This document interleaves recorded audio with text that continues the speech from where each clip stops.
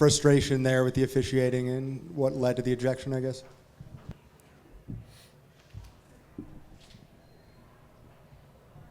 Yeah, I'll give you a couple things. You have a Hall of Fame coach here, first ballot, one of the best that's ever done it.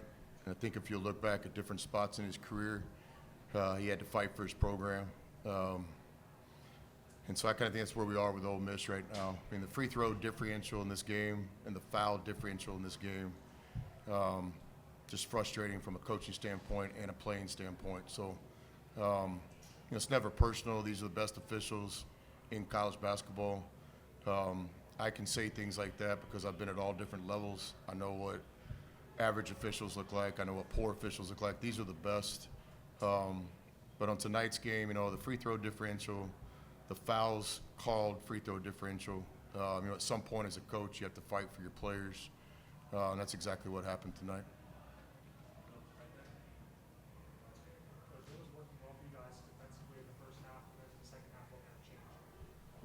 Yeah, I think the first half was a game that we've had many times with Coach Barnes. It was physical.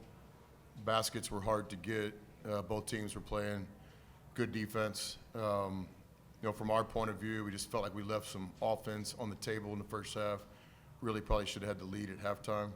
But I thought our effort for the most part in the first 20 minutes of the game was one of our better halves this season. Down in front. What did you see from Nate Ament in the second half in terms of what allowed him to get going, but then also what he did kind of throughout the whole half? Yeah, a couple things on him. He's obviously a future NBA player. I think he's gotten better from November to December, January to February. That's not always easy to do when you're playing with the physicality in this league and the competition, and now he's forcing game plans as well. But he's definitely improving, which I think is a credit to their coaching staff and the guys that play with him. Dynamic player. He basically has an unblockable shot that Coach Barnes has taught many guys. Kevin Durant, LaMarcus Aldridge, he's taught a lot of guys that shot over the years, so that's a problem. But I think the young guy plays with a lot of demeanor and poise. He's an all-conference player in our league. I'm not talking about the all-freshman team. He's one of the best players in our league. Tonight, Tennessee's best two players produced in a big way. We didn't get those contributions from guys that we have to have those type games from. So all credit goes to Tennessee tonight. I thought they played a good game, especially in the second half.